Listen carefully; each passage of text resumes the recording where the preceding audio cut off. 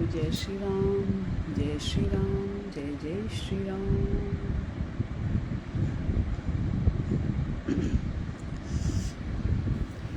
चलिए तो फिर शुरू करते हैं। ओम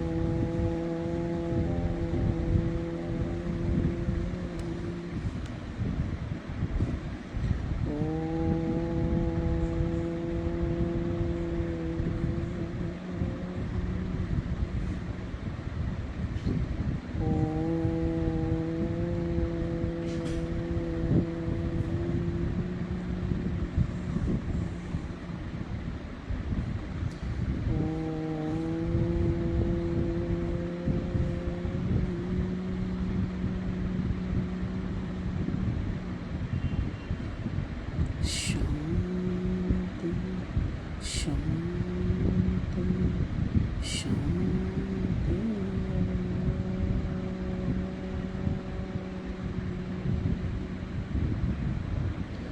Thank you God, thank you God, thank you God, thank you God, thank you God, thank you God, thank you God, thank you God, thank you God, thank you God, thank you God, thank you so much। शुक्रिया शुक्रिया शुक्रिया, धन्यवाद धन्यवाद धन्यवाद।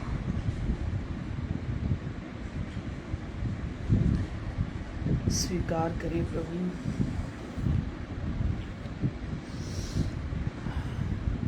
हम लोग जो चीज़ जैसे कर रहे हैं ना उसे स्वीकार कर लें तब वो चीज़ पूरी होती है ना।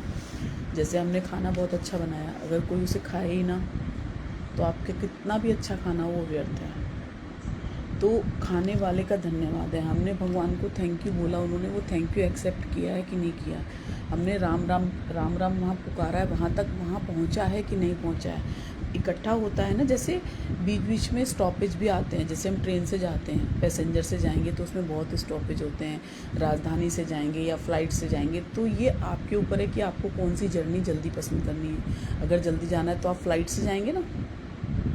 तो ये जो जैसे कहते हैं ना ऑप्शन मिले हुए हैं हमारे पास, अब ये ओम चैंटिंग का है। अगर हमें जल्दी जल्दी पहुंचना है तो हम ओम चैंटिंग के ग्रुप में जुड़ेंगे तो हमारी नैया जल्दी पार हो जाएगी, क्योंकि आपने 11 और 21 बार लिया ना, लेकिन ग्रुप में मिला के तो बहुत सारे हो गए। साथ ही हाथ बढ़ाना, मिलकर बोझ उठाना, तो अगर हम एक दूसरे का हाथ पकड़ लेते हैं तो सारे लोग जल्दी जल्दी ऊपर पहुँच जाएंगे, क्योंकि वो 21 और 11 नहीं हुआ, वो बहुत सारा हो गया हमारा। तो जुड़ेंगे तभी पता चलेगा, तभी सुकून भी मिलेगा। जैसे हमें कैसा महसूस होता है, कोई अगर नाम ले ले गुलाब जामुन, तो आपके आगे कौन सा चित्र आ जाएगा? काला गुलाब जामुन, रसीला मीठा मीठा पदार्थ। आम का नाम लोगे तो आम की शेप आ जाएगी, उसका स्वाद आ जाएगा मुंह में, जबकि हमने खाया नहीं है, स्वाद तो ले रखा है। उसी तरह जब तक भगवान के नाम का स्वाद हमें नहीं मिलेगा तब तक हमें कैसे पता चलेगा वो क्या है। और वो मिलेगा कैसे? थोड़ा थोड़ा, ज़्यादा नहीं कर सकते, थोड़ा शुरुआत करें, थोड़ी थोड़ी बचत करते हैं हम घर के लिए। जैसे करते हैं ना, 200 रुपये मिले, हमने 20 रुपये भी उसमें से बचा लिए तो लेडीज़ को बड़ी खुशी होती है कि चलो हमारे इतने बचे। तो उसी तरह हम पूरे दिन में 24 घंटे में 24 मिनट भी अगर निकाल लेते हैं तो भी बहुत बड़ी बात है। और उसके बाद भी हम कहते हैं कि भगवान हमको क्या दे रहे हैं। भगवान, अरे तो तुम भगवान के लिए क्या कर रहे हो? एक आदमी था, वो बहुत कर्ज में डूबा हुआ था, बहुत परेशान था। ये भगवान, मुझे तो मृत्यु आ जाए, मेरा तो शरीर ख़त्म हो जाए, मैं तो ये कर दूँ, मेरे कर्जे उतर जाएं, बस मेरे कर्जे उतर जाएं, ऐसे करता था। तो एक वहाँ से कोई ज्ञानी पुरुष जा रहे थे, उसने कहा बस इतनी सी बात है, तुम्हारे कर्जे मैं अभी उतरवा देता हूँ। उसने कहा, उसको बड़ी हैरानी हुई कि कौन है। उसने कहा कैसे? तो उसके साथ एक आदमी खड़ा हुआ था, उसने उससे चुपचाप धीमी आवाज़ में बात करी और कहा डन। उसने कहा हाँ डन। अब वो उसकी खुसर से सोच रहा था कि ये बात क्या कर रहे हैं। उसने कहा तुम्हें कर्जा ही उतरवाना है ना, कि भगवान ने मुझे शरीर से क्या दिया है, मुझे शरीर का क्या करना है। तो उसने कहा कि तुम्हें कर्जा उतारना है ना शरीर को देके, तो ठीक है मैं तुम्हारे कर्जे उतरवा देता हूँ। तो उसने कहा तुम ये बात क्या कर रहे हो उससे? उसने कहा मैं तो तुम्हारी सौदा कर रहा हूँ, तुम्हारी एक आँख का 50,000 मिल रहा है, किडनी का 4 लाख मिल रहा है, इसका इतना मिल रहा है, और पूरे शरीर का तुम्हें 50 लाख रुपए मिल जाएगा। बोलो सौदा करते हो तो बताओ। ये बंदा तैयार है, तुम्हारा शरीर पूरा ले लेगा, तुम्हारी किडनी भी ले लेगा, तुम्हारा दिल भी निकाल लेगा, आंखें भी निकाल लेगा, तुम्हें पैसे दे देगा। तो एकदम से ऐसे हो गया, ऐसे कैसे हो सकता है? मेरे से बिना पूछे मेरे शरीर का सौदा? अरे तुम ही तो कह रहे हो कि मैं अपने शरीर से परेशान हो गया हूँ, मुझे भगवान मेरे कर्जों से मुक्ति ले ले, भले मेरा शरीर ले ले। अभी तो शरीर का एक आधा अंग ही मांगा है, तब तुम इतने परेशान हो रहे हो। और जो भगवान ने फ्री में इतनी अच्छी दौलत आपको दे रखी है, उसका कुछ है ही नहीं, कोई मोल ही नहीं है। एक तो भगवान का नाम नहीं लेते, ऊपर से भगवान के ऊपर चढ़त करते हो, ये कौन सी बात हुई? चिट भी मेरी और पट भी मेरी, दो हिम्मत है तो। कोई कहता है ना हमें मर के दिखाओ, तो कहना बहुत आसान होता है। भगवान ने एक चीज़, हम जब डॉक्टर के पास जाते हैं ना, जरा सी आँख में दर्द होता है तो फीस भी दे के आते हैं और डॉक्टर से दवाई भी लेके आते हैं, मिनट में 1,000 रुपये, 2,000 रुपये, 5,000 रुपये खर्च करा देते हैं, वो ठीक है, उसमें तुम लोग हैप्पी हो। लेकिन भगवान का नाम नहीं लेना है। सब रोगों की एक दवा है, और जो काम करेगी ही करेगी, फेल होगी ही नहीं, वो भी नहीं हम करते। तो क्या ही करें फिर आप लोगों का, बताइए। जैसे एक आदमी था, इसमें मैं अपनी छोटी बहन को भी शामिल कर सकती हूँ। वो परमार्थ का जो भी काम करता है ना, उसको पुण्य बहुत मिलते हैं, इसमें कोई दो राय नहीं है। आप किसी भी जीव जंतु की सेवा कर रहे हैं, ये बहुत बड़ा कर्म होता है। तो एक आदमी था, वो ऑफिस जाता था, थोड़ा सीनियर हो गया था, और हफ्ते में 4 दिन लेट पहुँचता था। तो सारे बाकी लोग सब टाइम से आते थे और सब उससे बहुत जलते थे कि ये 4 दिन लेट आता है, फिर भी इसको बॉस कुछ नहीं कहता। अब बॉस इसलिए नहीं कहता था क्योंकि पुराना था, सीनियर हो गया था, तो उसको लगता था कि क्या ही बोलें, चलो कोई बात नहीं, काम तो अपना पूरा करके जा रहा है ना देर तक बैठ के, तो कोई बात नहीं। लेकिन लोगों को बहुत जलन होती थी उससे कि इसको क्यों नहीं कुछ कहते, इसको क्यों नहीं कुछ कहते। अब जब वहाँ का बॉस चेंज हुआ तो सब लोगों ने एक बैठकी बुलाई और बोला कि सर, ये बंदा जो शर्मा जी हैं, ये बड़ी देर से आते हैं, आप इनसे पूछिए कि ये क्यों देर से आते हैं। और ये भी टाइम से आएँ। हमारी तो क्लास ली जाती है, इनकी कोई क्लास नहीं लेता। क्यों भाई? तो अब अच्छा, ये बात जब रूल तो सबके लिए रूल होते हैं भाई, आपके लिए भी वही रूल हैं, जो भी ऑफिस में काम कर रहे हैं सबके लिए सेम रूल होते हैं। तो उन्होंने उनको बुलाया कि शर्मा जी, आपको अपने समय का ध्यान रखना चाहिए। आपके जो भी परोपकार के कर्म हैं, कुछ भी हैं, आप उसे साइड में रखिए, लेकिन आप ऑफिस टाइम से आइए, और नहीं तो आप छुट्टी लेके थोड़े दिन के लिए आराम कर लीजिए। तो अब उन्होंने छुट्टी डाल दी 1 हफ्ते की, चलो कोई बात नहीं। 1 हफ्ते बाद जब वो आए, 2 दिन ठीक आए, तीसरे दिन फिर लेट हो गए। उन्होंने कहा मैंने आपसे बोला आपको 15 दिन की छुट्टी लेनी है, आप छुट्टी ले लीजिए, लेकिन आप आइए समय से। तो उसने कहा मैं क्या बताऊं सर। तो उन्होंने कहा नहीं, मुझे परोपकार की कोई कहानी नहीं सुननी। एकदम से ऐसे बोला, मुझे आपके परोपकार की कोई कहानी नहीं सुननी। वो बेचारा बूढ़ा था, चुप हो गया। उसने कहा क्या ही बोलूँ, जब कोई समझने को तैयार ही नहीं है, सुनने को तैयार नहीं है, तो मैं क्या ही कह सकता हूँ। वो चुपचाप वापस चला गया। उन्होंने कहा नहीं, अभी आप घर जाइए।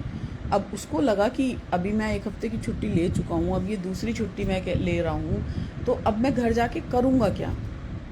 तब उन्हें समझ में आया कि मैं जिसकी वजह से लेट हुआ हूँ, हुआ क्या था कि वहाँ पे एक बच्चे का एक्सीडेंट हो गया था, और उस बच्चे को वो हॉस्पिटल लेके गए थे, जिसकी वजह से वो लेट हो गए।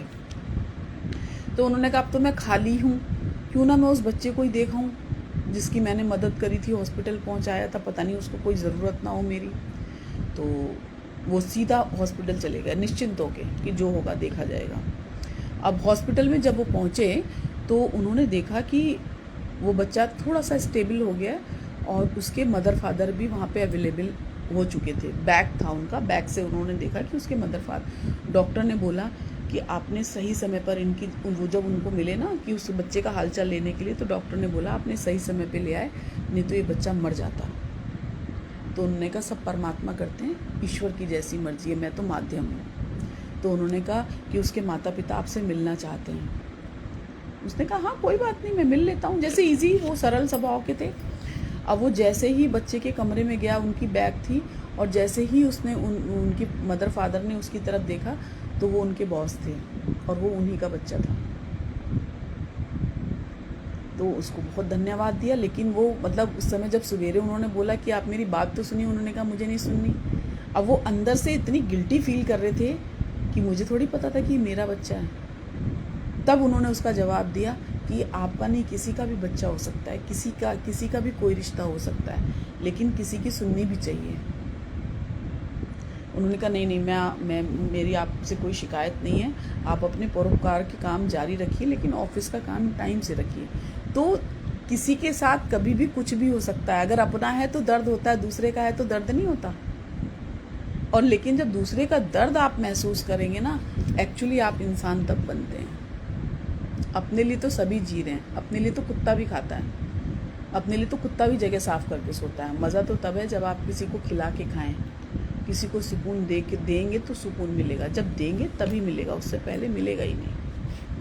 और ये लिखा हुआ है कहीं पर भी, जब तक आप अच्छा नहीं करेंगे आपको शांति नहीं मिलेगी, नहीं मिलेगी, नहीं मिलेगी। और अगर किसी को है तो इसका मतलब उसका पिछले जन्म का कुछ कार्यक्रम चल रहे हैं, जिसकी वजह से उसे धन मिल रहा है, पैसा मिल रहा है, या और भी जो कुछ उसे अवेलेबल हो रहा है, वो कुछ पिछला चल रहा है। लेकिन जब उसका चुकता होगा तब आपको ये वाली चीज़ों का हिसाब देना पड़ेगा। तो ये बहुत बहुत ज़रूरी चीज़ें हैं कि कहीं ना कहीं वो बराबर होगा, करेंगे तो मिलेगा। पिछला मिल रहा है वो भी ख़त्म होगा। बाल्टी की तरह एक लीक, बाल्टी में एक छेद है, वो हमेशा रिश्ता रहता है। जब तक आप उसे फिल नहीं करोगे, हरि नाम से फिल नहीं करोगे, तो जितना आपने इकट्ठा किया वो निकलता जाएगा। उसका फल आपको मिल गया, हिसाब बराबर चुकता हो गया। तो करेंगे, मिलेगा, और सबको मिलेगा, ये कभी खाली नहीं जाने वाला है। और कभी कभी तो क्या होता है ना, इंसान बहुत सारी चीज़ें देख के भी सीख जाता है, सुनकर भी सीख जाता है। कभी कभी हमें बहुत सारी चीज़ें सीखनी नहीं पड़ती। हमारे घर में अगर स्वतः वो चीज़ चल रही है ना, तो वो ऑटोमेटिकली हमारे अंदर आ जाती है। उसके लिए कोई प्रयास नहीं करना पड़ता, क्योंकि उसी माहौल में हम चल रहे हैं। एक बार बड़ी अच्छी एक स्टोरी है। एक बार क्या हुआ कि जब रामचंद्र जी अयोध्या वापस लौटे वनवास के बाद, तो उनके इन लॉज ने, उनके जनक जी ने रामचंद्र जी को घर बुलाया आओ भगत के लिए, कि इतने समय हो गया आप लोग आए नहीं हैं, आप आइए तो अब रामचंद्र ने जो बोला कि मेरे साथ तो बहुत सारे लोग हैं, अच्छा नहीं लगता इतने लोगों को लेके जाना। तो वो संकोच कर रहे थे। तो उन्होंने कहा नहीं नहीं आप आइए। तो रामचंद्र जी बोले कि मेरे साथ तो बहुत बड़ी सेना है। तो उन्होंने कहा नहीं आप सबको लेके आइए। अब उन्हें तो पता था कि इसके अंदर वानर भी हैं, और वानर हमेशा उदंडी होते हैं, मतलब उछल कूद करना, सामान बिखेरना, क्योंकि वो बचपन से ही, जैसे कहते हैं ना, उनके नेचर में ही वो चीज़ है, आप उसको कुछ नहीं कर सकते। नेचर और सिग्नेचर कभी बदलता नहीं है, तो कुछ नहीं कर सकते। अब रामचंद्र जी बड़े दुखी से बैठे थे, अजीब सी अवस्था में, कि मैं क्या करूं, कैसे लेके जाऊं, वानर स्वभाव है, मैं कितना भी रोकूंगा। तो उन्होंने जामवंत जी को बुलाया, जामवंत जी से अपनी उन्होंने गाथा शेयर करी कि मैं क्या करूं।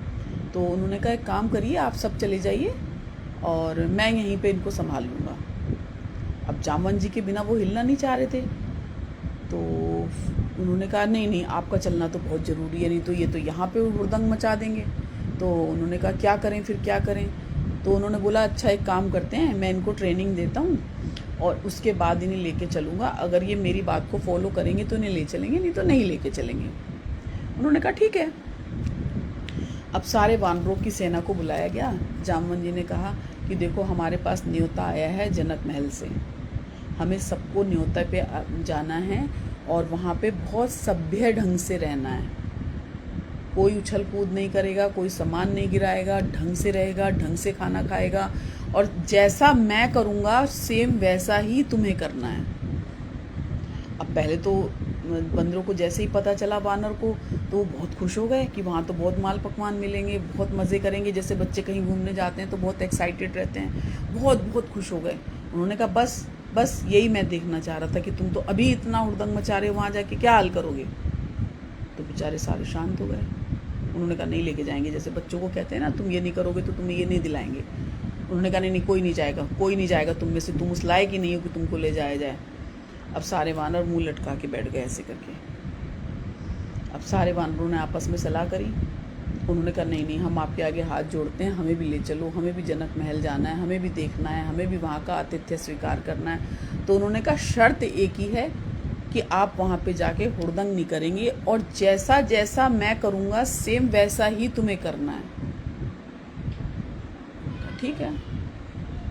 अब वो गए बिल्कुल एक सीध में, जैसे परेड चलती है ना, एक कदम आगे तो वो भी एक कदम आगे, वो रुकें तो वो भी रुकें, वो अपने सर पे ऐसे हाथ रखें तो सारे वानर सर पे हाथ ऐसे रखें। तो बड़ा अच्छा, मतलब बहुत ही अच्छा लग रहा था कि वाह क्या एकता है। जब उनके जनक महल में उन्होंने प्रवेश किया, बिल्कुल एक सीध में चल रहे हैं सारे वानर, और सब ने उनको बोला, ऐसे नमस्ते किया, सबने हाथ जोड़ के नमस्ते किया। जनक जी इतना हैरान कि क्या सेना है रामचंद्र जी की, आपके वानर भी इतने सभ्य हो सकते हैं, ये मैं पहली बार देख रहा हूँ। बहुत खुश। अब जो है अब थाल सजाए गए खाने के, आओ भगत के लिए। अब चांदी की चौकी, उस पर थाल, और जो है उस पर सुंदर सुंदर भोजन परोसा जा रहा है। सब देख रहे हैं लेकिन कोई एक्शन नहीं ले रहा, कोई झपट नहीं रहा, कोई कुछ नहीं कर रहा। अब जो है, और वो सारी निगाह उनकी जामवंत पे है कि जैसे जैसे जामवंत जी करेंगे हमें वैसा ही करना है।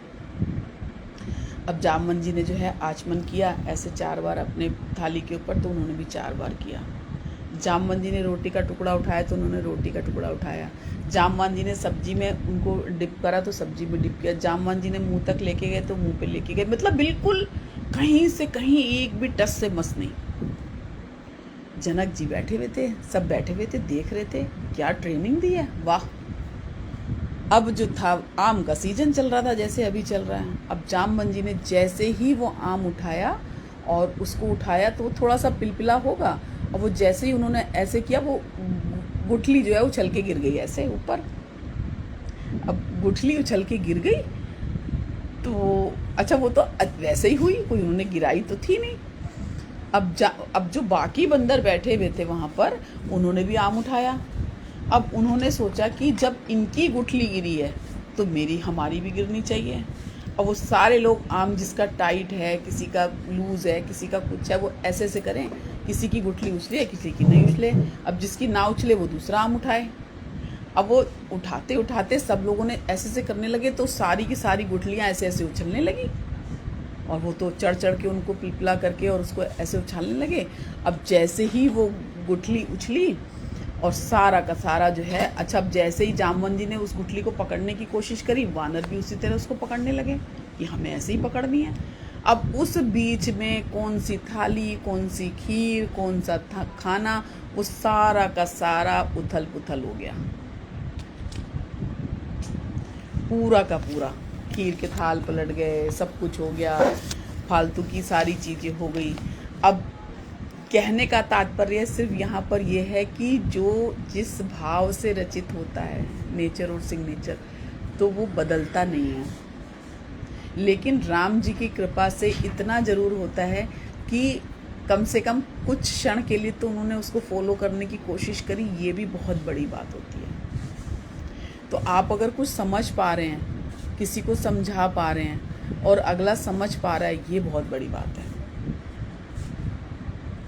तो वो तो जनक जी जानते ही थे और वहाँ पे कोई वो नहीं था, लेकिन उस समय थोड़ा सा, जैसे कहते हैं ना, कोई बेहुदा इंसान अगर घर में आ जाए, टेढ़ा मेढ़ा या ठीक से ना खाए तो अजीब सा लगता है, बस उतना ही होता है। बाकी लोग तो सब शीलवान होते हैं। ये तो एक छोटी सी कथा थी कि बच्चों की तरह भगवान कैसे सबको प्यार करते हैं, और वो सारे वानर कैसे रामचंद्र जी को अपने मालिक, प्रभु, दाता, राजा, कैसे कैसे उनको प्यार करते हैं और उनके लिए कैसे झपटते हैं, कैसे ललकते हैं कि उनसे कहीं हम 1 मिनट के लिए भी दूर ना हो जाएं, कहीं पर भी दूर ना हो जाएं। ये है सच्ची भक्ति। तो जब ये भाव आ जाएगा ना अंदर, तो भगवान आपके आगे रहेंगे, पीछे नहीं रहेंगे। आप एक बार भगवान के लिए जाइए, तो कदम बढ़ाइए, तो तभी तो मिलेगा। जैसे सूरदास जी थे, सूरदास जी 105 वर्ष के हो गए थे जब उन्होंने अपना देह छोड़ा था। तो 1 लाख पद उन्होंने लिखे थे। अब कृष्ण भगवान उनको लेने आए कि चलो अब तुम्हारा समय हो गया, वैकुंठ निज गोलोक धाम चलो। और तो उन्होंने कहा नहीं, मुझे थोड़ा समय और दीजिए, मेरे 1 लाख पद पूरे हो चुके हैं, मेरे को 1.25 लाख पूरे करने दीजिए, तब आप मुझे ले चलिएगा। तो उन्होंने बोला कि नहीं, 1 नहीं हुए हैं, 1.25 लाख ही हुए हैं। तो उन्होंने देखा तो वाकई 1.25 लाख हो गए थे। तो जो उन्होंने लिखे थे सूरदास जी ने, वो तो सूर पद कहलाए, लेकिन जो 25,000 पद कृष्ण भगवान ने लिखे, वो जो है सूर कृष्ण पद कहलाए। वो कृष्ण ने रचना रची थी, उनकी हेल्प करी थी। और जब वो अपनी मरण अवस्था पे थे, जब उन्होंने अपना देह त्यागा था, तो सबको वहाँ पे निकुंज में कह दिया था कि वृंदावन में, कि अब जो है भक्ति का एक जहाज लुप्त होने को है, जिसको भी दर्शन करना है वो दर्शन कर सकता है। तो बहुत भीड़ लग गई, क्योंकि सब जानते थे सूरदास जी को, सब मानते थे। तो जब वहाँ पे सारे के सारे लोग पहुँचे, तो वो उल्टे लेटे हुए थे, जैसे वो दंडव्रत करते हैं ना, ऐसे करके, तो वो उल्टे लेटे हुए थे। लोगों को समझ में नहीं आया कि ये उल्टे क्यों लेटे हैं। तो उनसे पूछा गया कि क्या कारण है, उल्टे क्यों लेटे हैं आप। तो उन्होंने बोला कि मैं कभी भी वृंदावन को पीठ नहीं दिखा सकता, और ना मैं कभी सीधे लेटूंगा, क्योंकि मैंने हमेशा उनकी चरण रज को अपने माथे पे लगाया है। तो मेरे प्राण जब भी निकलेंगे, मैं उल्टे ऐसे ही निकलेंगे। तो उन्होंने क्या किया, जो वहाँ के साधु थे, उन्होंने उनका सर अपनी गोद में रख लिया। उन्होंने गोद में रखने के बाद उन्होंने बोला, गोद में भी रखिए, लेकिन मुझे इस रज का स्पर्श चाहिए ही चाहिए अंत समय में। और जैसे उन्होंने सर को उनको गोदी में रखा, उन्होंने पलट के फिर अपने आप को ऐसे, उनके जब प्राण निकले हैं ना, तो दंडव्रत करते हुए निकले हैं कि मैं इस धरती को नमन करते हुए जाना चाहता हूँ। मैं इसको पीठ नहीं दिखाना चाहता, मैं इसको नमन करके दंडव्रत करते हुए जाना चाहता हूँ। और उनके प्राण उसी तरह निकले थे, दंडव्रत करते हुए। श्री राधा रानी और कृष्ण जी उनको जब लेने आए हैं, उनको आंखों से देखते देखते उनके प्राण निकले हैं।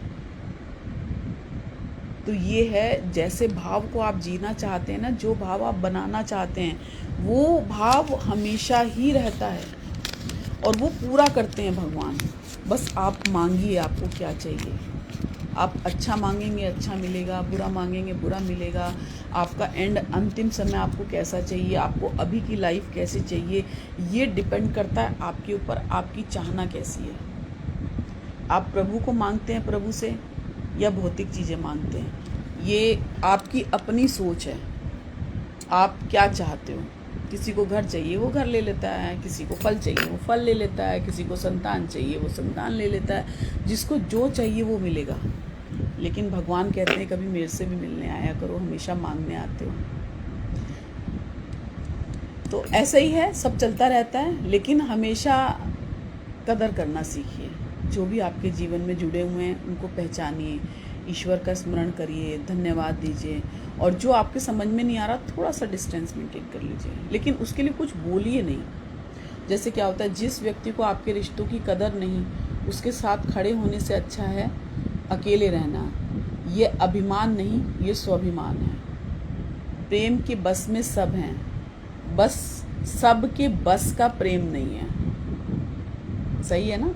हम कहते हैं हम बहुत प्यार करते हैं, लेकिन जो निभाता है वही प्यार करना जानता है। कहने और करने में बहुत अंतर होता है।